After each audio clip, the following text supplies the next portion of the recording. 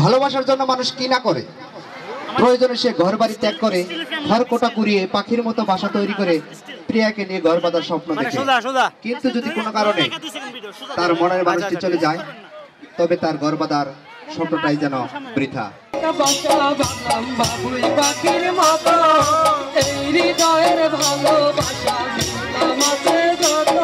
একটা ময়না পাখি সেই বাসা